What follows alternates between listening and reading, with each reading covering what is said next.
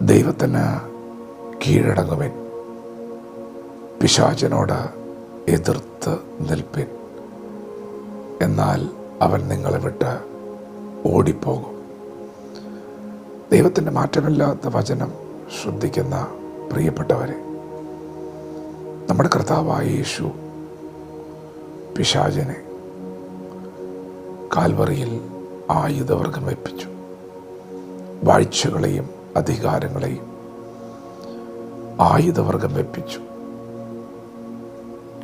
നമ്മുടെ അതിക്രമങ്ങളൊക്കെയും ക്ഷമിച്ചു.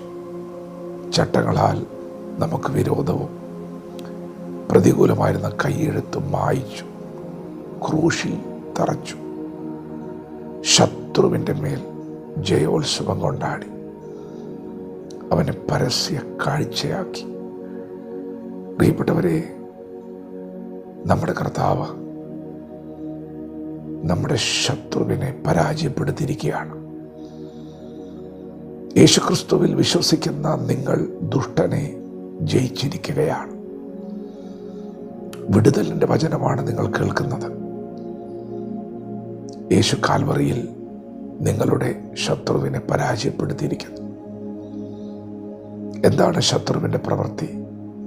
നിങ്ങൾ സന്തോഷം അനുഭവിക്കരുത്, നിങ്ങൾ സമാധാനം അനുഭവിക്കരുത്, നിങ്ങൾ നന്മ അനുഭവിക്കരുത്.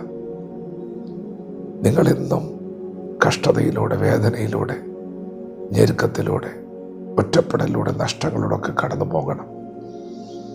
നിങ്ങൾ ഈ ഭൂമിയിൽ സന്തോഷിക്കരുത്. അവൻ അറുക്കുകയും മുടിക്കുകയും മോഷ്ടിക്കുകയും ചെയ്യുന്നവനാണ്.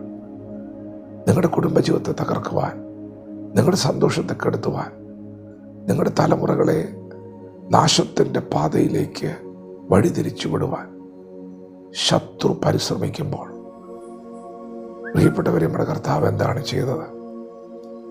നമുക്ക് സമാധാനമുണ്ടാകാൻ നമ്മുടെ ശിക്ഷ അവൻ ഏറ്റുവാങ്ങി.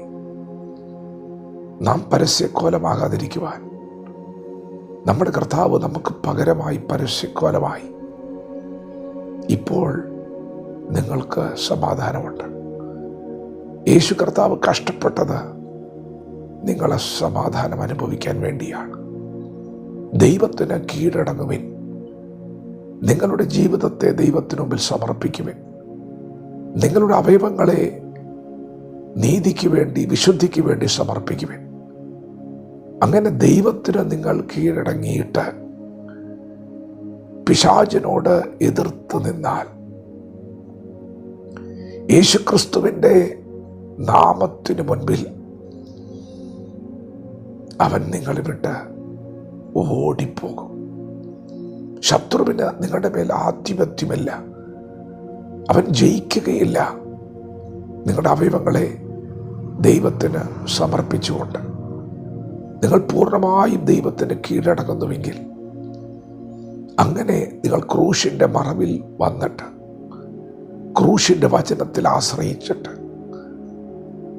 നിങ്ങൾ പിശാചിനോട് എതിർക്കാൻ തുടങ്ങിയാൽ, തിരുവെഴുത്തിൻ്റെ പകൽ ഉറപ്പ് തരികയാണ്, അവൻ നിങ്ങളെ വിട്ട് ഓടിപ്പോകും. നിങ്ങളുടെ അകത്ത് വന്ന യേശുവിനെ കണ്ടവൻ ഓടിപ്പോകും. നിങ്ങളുടെ നാവിലെടുക്കുന്ന യേശു എന്ന നാമം കണ്ടവൻ ഓടിപ്പോകും. അതേ പ്രിയപ്പെട്ടവരെ, യേശുവിന് മുൻപിൽ സ്വർലോകരുടെയും ഭൂലോകരുടെയും അധോലോകരുടെയും മുഴങ്കാലുകൾ മടങ്ങും. നിങ്ങളെ ശത്രു ഇനി ഞെരുക്കുകയില്ല, നിങ്ങളെ ഒതുക്കുകയില്ല, നിങ്ങളെ തളർത്തുകയില്ല. നിങ്ങൾ ദൈവത്തിന് കീഴടങ്ങിയാൽ, യേശുവിൽ നിങ്ങൾ ജീവിക്കാൻ തുടങ്ങിയാൽ, നിങ്ങൾക്ക് എതിർക്കാം. ശത്രു കീഴടങ്ങുക തന്നെ ചെയ്യും. വചനത്തോട് പ്രതികരിക്കാം. ദൈവം നമ്മെ ഓരോരുത്തരും ഈ പകൽ അനുഗ്രഹിക്കുമാറാകട്ടെ. ആമേൻ.